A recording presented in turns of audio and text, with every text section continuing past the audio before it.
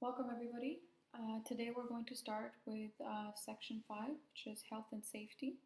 So, the requirements of the Occupational Health and Safety Act and the Workplace Hazardous Material Information System ensures that the occupational safety of security guards and those with whom they interact. Okay, so let's just dive right in. Let's start with what is WMIS.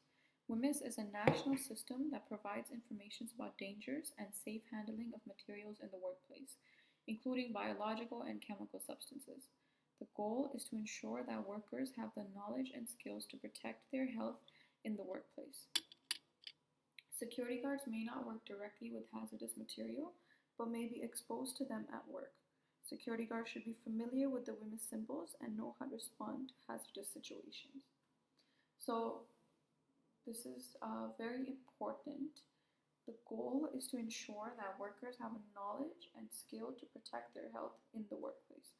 As a security guard, you should also know how to protect yourself and also the people around you. So, you should have a very thorough and well understanding of what every symbol is, what it stands for, and if ever coming in contact with it, even in air or by touch or any of your other senses, what is the best way to respond to such a situation, okay? So, security guards should have training to understand workplace hazards and know what controls are in place to protect them from such materials, including operational policies or personal protective equipment. Security guards should also be informed with their employer about procedures to follow in case of an emergency with a hazardous material, okay? So it's very imperative, it's very important for security guards to know where everything is and how to use each situation, okay? Security guards should be prepared to deal with any emergency situation. This is very, very, very important. They should know how to deal with any emergency situations, okay? This includes reviewing any available material safety data sheets for potentially hazardous materials, okay? When there are risks to health and safety that require emergency response, security guards should know. I'm going to attach this here. I thought I did. Maybe I didn't. 1 second, everybody. So when there's a health and safety risk that requires emergency response, security guards should know when to initiate the emergency response plan, evacuate the area and restrict access, and contact the employer's WMIS response team or emergency services. So you should always have the contact information of your employer's WMIS team in case that anything happens, if you are dealing in an environment where it is very evident, okay, that there's chemicals, like if you're working at a chemical site and things like that, and you know that there's WMIS hazards, then you should have that information with you, okay? So let's go into what emergency response preparation is, okay? Security guards are expected to respond to emergency situations and to minimize the impact caused where the security guard is working, okay? So we're going to write here. It's important for security guards to know how to identify potential emergencies and what procedures to follow. So under emergency situations, we're going to write important to go over identification of emergencies.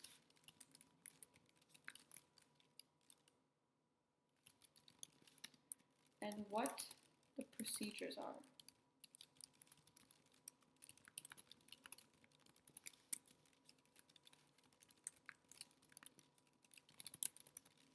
Okay.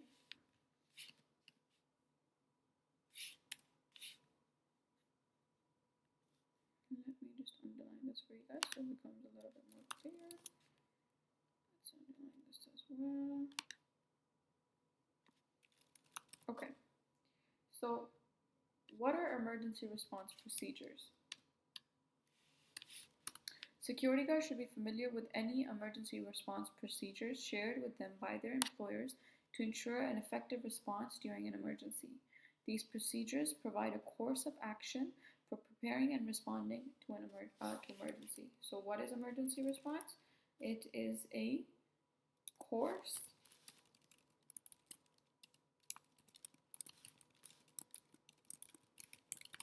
of action for preparing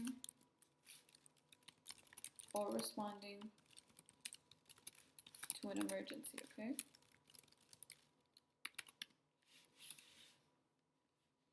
Security guards should be aware of any plans that are in place to respond to any sudden, unexpected action that may cause personal injury or property damage. Plans would be based on the best available information as the type of emergencies that may arise and the extent of personal injury or property damage that may occur. So, depending on the type of property damage or the type of personal injury, your response to it would change. So, make sure that your employers have given you an outlook and a guide which fully explains how to handle situations, okay? These plans would determine what equipment should be acquired and what training should be provided in order to respond effectively and quickly to emergencies, okay? So I'm going to write here as well, types of training.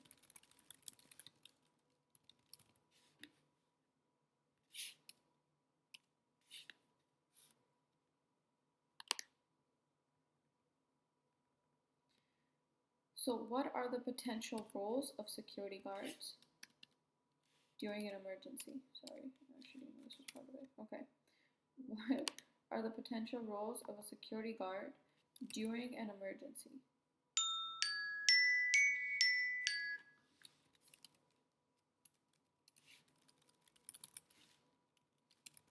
Okay.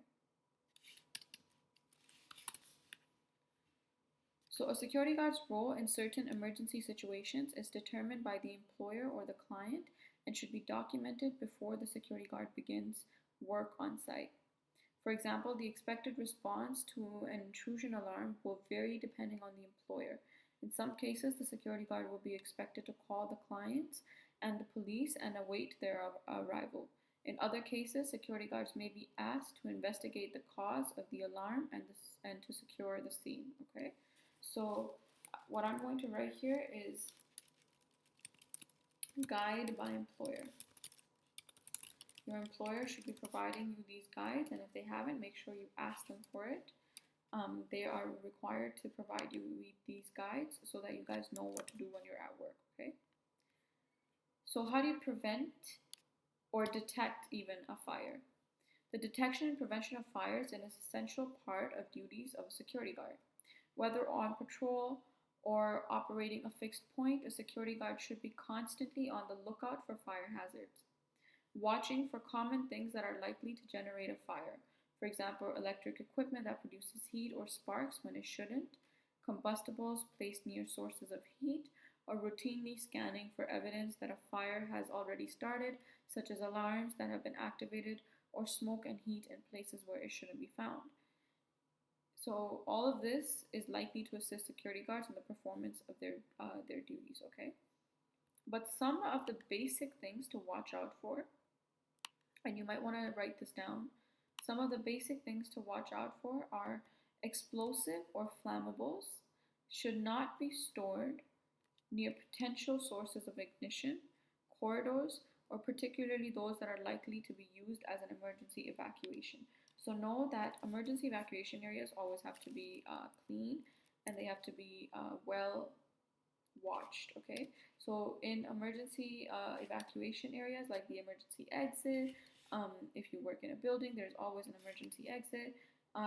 Make sure that you don't have combustibles or things like that, because if there's a fire, people are trying to exit, and imagine that another fire starts right where you're supposed to exit. It is quite drastic, but make sure that doesn't happen, okay? So corridors should remain free. Exit doors, including the floor area on both sides of the exit door, should be kept clean and accessible at all times. And damage or detection of fire suppressors, okay? So if you know that there's a deterioration going on in fire suppressors, make sure that you bring that to your employer's attention. and fire alarm systems must be operative. So security guards should know when their fire alarms are working and when they're not, okay? Okay, let's move on to alarm response. A security guard's response to alarms should have a basic understanding of the principles of protective and fire alarm systems that they are likely to encounter, with some information of the functions of each systems. Okay, so know what different systems are. So here I'm going to write know what all the different systems are. Okay. Now, as homework, I want you to go on page 23 of the guide that I will have attached with this, and I want you to look at each one and study all of them, okay? This is on page 23. I'm not going to paste it here because I actually want you to go to the guide. The guide is very important. You have to follow through the guide as you study this material. So after I give my class, there is more information, especially resources at the bottom, that I want you to go through for each class. So page 23, I'm going to write here. I want you to go there and I want you to look at all the several types of alarm systems, okay? Now, duty of care. This is fairly simple. It's, fairly common sense. Security guards need to be familiar with the concept of duty of care. What a reasonable person would do in a particular situation and be capable of security and protecting a crime scene until the appropriate personnel has arrived. Okay, so the important part here is what a reasonable person would do, okay? So think about if you are in a situation as a security guard and let's say that you panic. You shouldn't, because you're a security guard. You should have the training not to panic in crime-related situations. But let's say you panic, you have to take a breath and identify what are things that a reasonable person would do in this situation.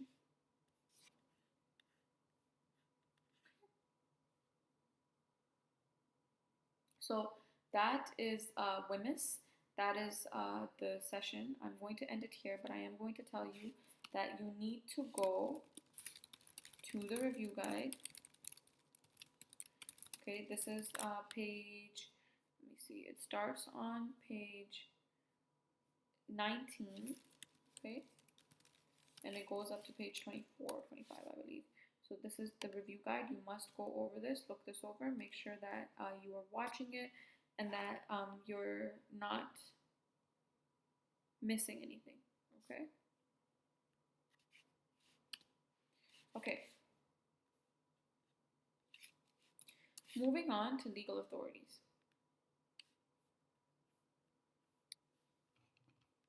So security guards work within the legal system. They need to be familiar with the criminal court system, the Ontario Evidence Act, and the Canada Evidence Act, and how these apply to their positions to ensure that the information they obtain is admissible in the court, okay?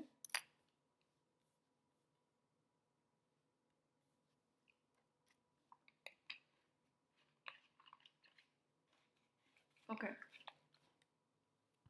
So, security guards may be required to prepare for legal proceedings, present evidence, and prepare themselves and or witnesses for testimony, and follow up on the outcome of the court proceedings. Okay. Security guards need to have a general understanding of all investigations and how they are to be concluded. Okay. And also, it's also, to be honest, in order to shield yourself from administrative problems. So this is important. Okay. So I need to have a general understanding. So if you go on page 24 in the review, they have a material here.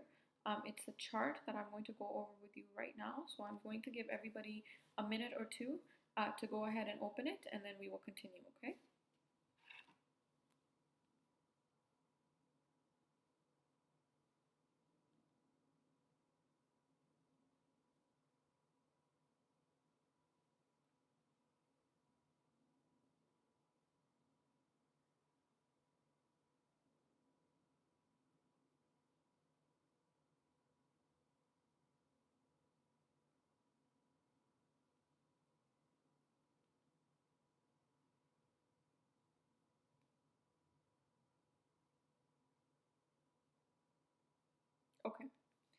Perfect.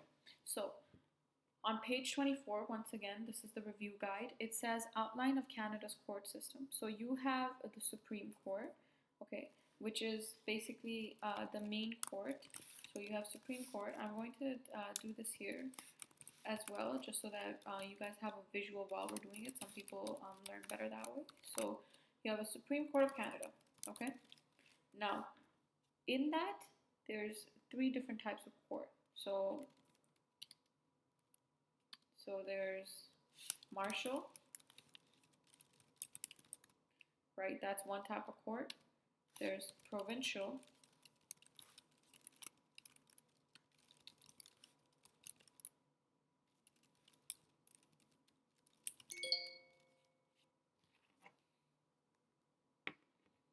And then there is federal. Okay? So in the court martial, it leads to military court.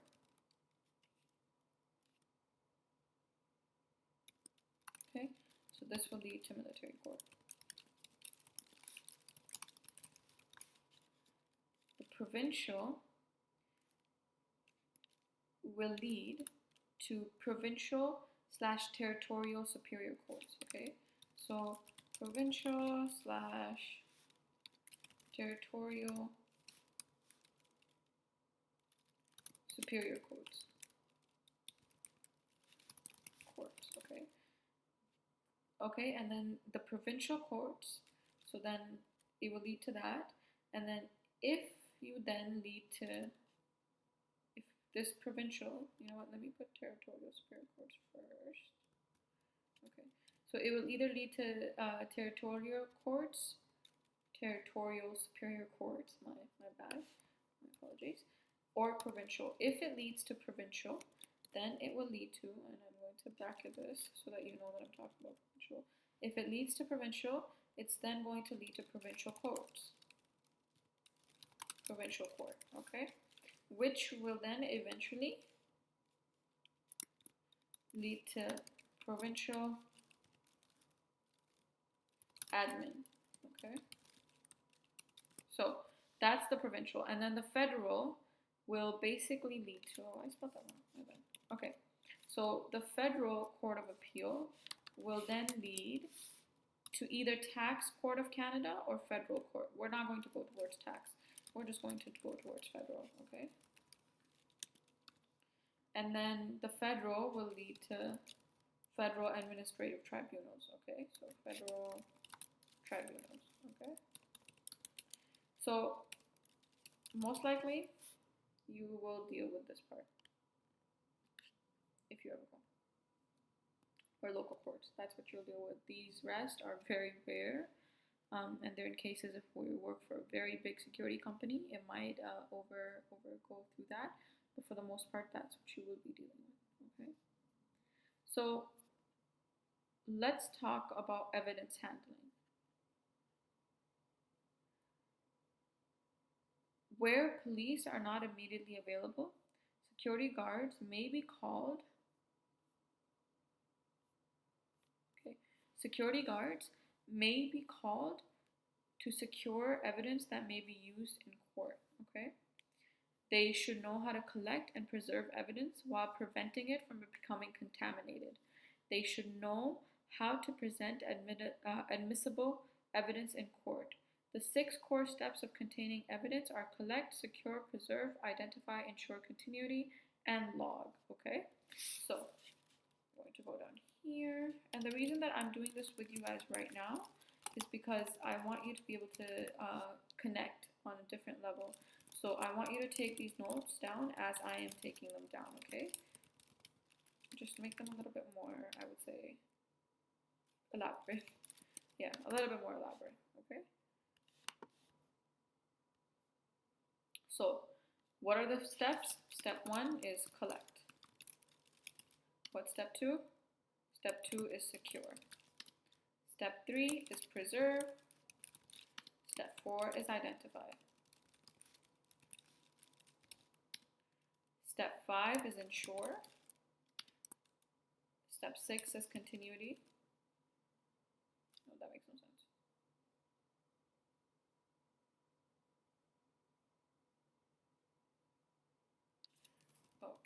So you ensure continuity. Sorry, my apologies, guys.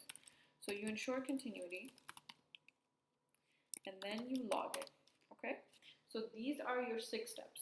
Now we're going to go through.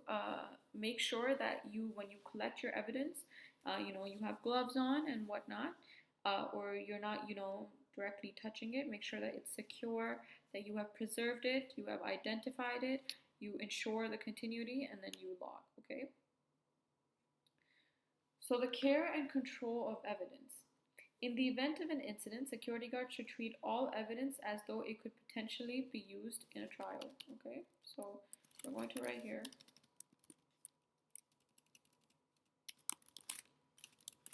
Care and control of evidence. Okay, so treat all evidence as though it could potentially be used in a trial. So as though it could potentially be used in a trial.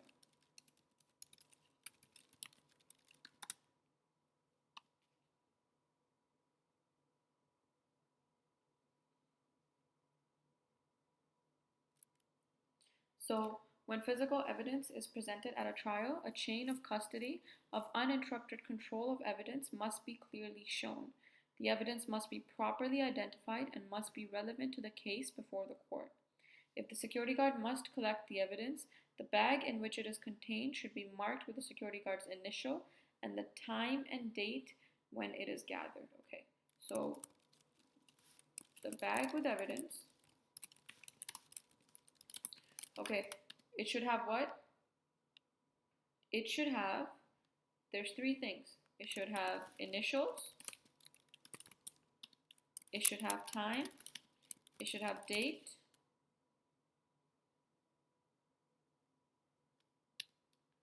and this is not the date of when the crime happened. If it's not on the same day, it's the date the evidence was gathered. Okay, this is very important. Okay. Criminal law is the standard of behavior that governs all people in society. Its main purpose is to protect all citizens, keeping communities peaceful and safe by regulating our conduct. Okay, so you guys should know what criminal law is, you should know what provincial law is, and what municipal law is. So I'm going to say, for this section, your homework is to go in the review guide and take notes on the following, okay? So you're going to take notes on criminal, provincial, and municipal bylaws.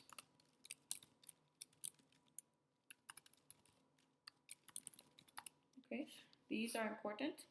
Make sure that you go take notes on them. The reason I'm not covering these with you is because they're important, so I want you to go and check out I want you to check out everything. I don't want to give you a summary for this. I want you to read everything, okay? It's not long. It's barely even 2 paragraphs, but I want you to be able to check it out. And then there's Canada Evidence Act, Ontario Evidence Act, and Provincial Offences Act. I am going to attach these here for you. Even though they are also there, this is also your homework. Also super, super, super important. If you want to pass, I suggest you do this, okay? So.